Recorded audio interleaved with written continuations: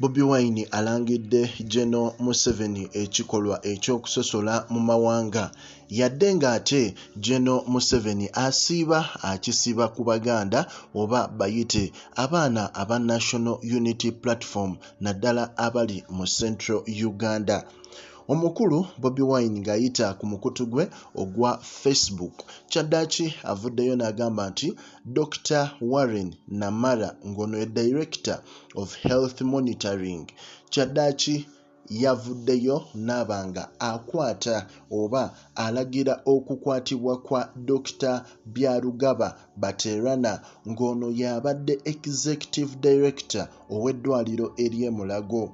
Era Bobi Wine n'agamba nti Dr. Warren Namara okuvaayo okulagira okukwatibwa kwa Dr. Byarugaba Baterana abadde Executive Director w'e Mulago.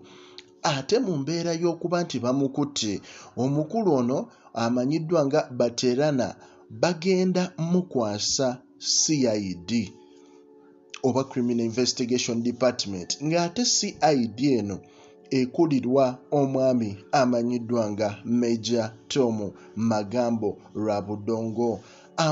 Amannya gano gonna geetegereze okusinziira ku Bobi Wine. Era ne kivaayo ne kirabika nti as reported by the CID, owulira omukulu ono amanyiddwa nga Major Tom Magambo Lwabudongo gwe bagenda okukwasa omwami amanyiddwa nga Byarugaba Baterana abadde Executive Director w'e Mulago. Era eyamuloopye amanyiddwa nga omukulu atwala ebya CID amanyiddwa nga Charles Twine oba muyite spokesperson owa Criminal Investigation Department. Era mu mbeera eyo omukulu n'agamba nti he was interdicted by Ministry of Health Permanent Secretary owulira amanyiddwa nga Dr. Diana Atwine. Owulira amannya gonna ogenda ogeetegereza mwattu nga owulira buwulizi busungu olw'ensonga nti teri muntu ayinza kuva mu position endala oba manya mu region endala oba Central oba Northern oba East ayinza kutwala bifo bino okuggyako bano bennyini nkyaga kusomera. Era mu mbeera eyo omukulu amanyiddwa nga Diana Atwine yavuddeyo kimanyikiddwa nti he has been replaced. Ono omukulu gwe bakutte Byarugaba Baterana bamureplacinze eri oyo abadde deputy we ng'ono amanyiddwa nga Dr. Rosemary Byanyima. Ngono yali deputy wa Dr. Byarugaba Baterana. Owulira story eno ndowooza ogimanyiko oyo omukulu Executive Director ow'e Mulago gwe bakutte ne bagezaako waliwo emisango mingi nnyo awo gye batandise omuggulako. Naye kati wano Bobi Wine akuwa olugendo byatandise batya era baani abamukutte era process eri etya. Lwaki akuwa olugendo luno? Agezaako kulaga amannya mu buli department omwami ono gwe bakutte mwagenda otambula. Department yonna amannya agalimu gava mu Western Uganda. Owulira? Omukulu Bobi Wine agamba nti era omwami ono abadde Executive Director w'e Mulago amanyiddwa nga Byarugaba Baterana. Bobi Wine agamba nti omusango gunaba gumusinze bagenda mu remandinga bamutwale wa Eruzira. Era ani atwala Uganda Prisons?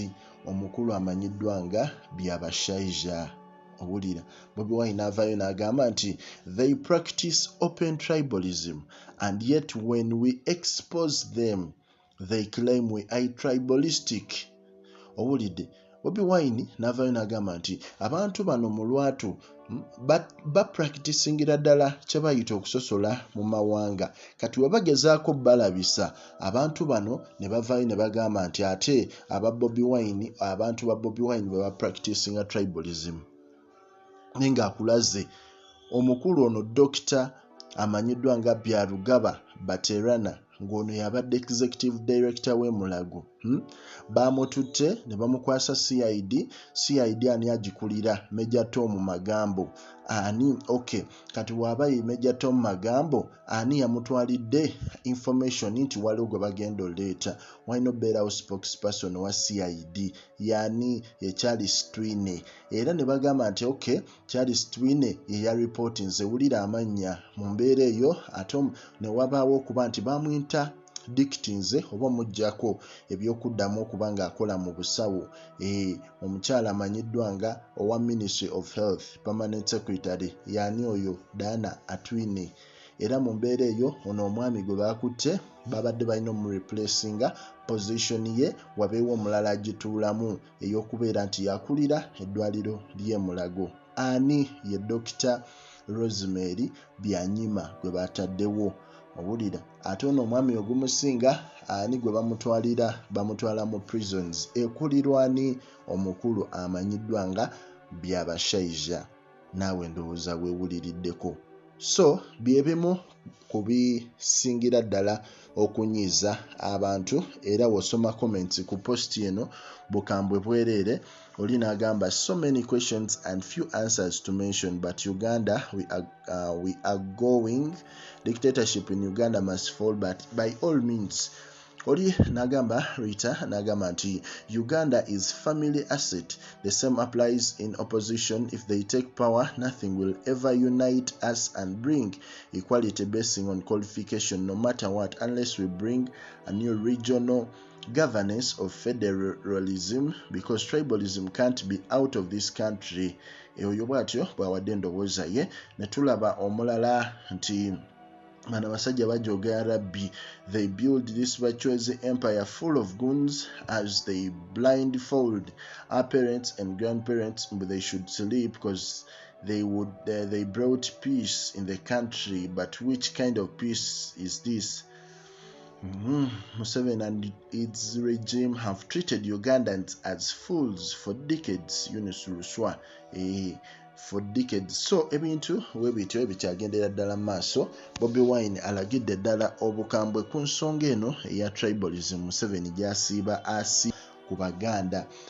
Wajjukira nti luli bagamba nti Anupu eri mu central abantu b'omu central balonda nnyo biki olw'okuba Baganda naye ng'ate mwattu si we biri. So byebyo ebimu naawe osobola obyerabirako era nga tugamba nti likinga commentinga era osubscribinge.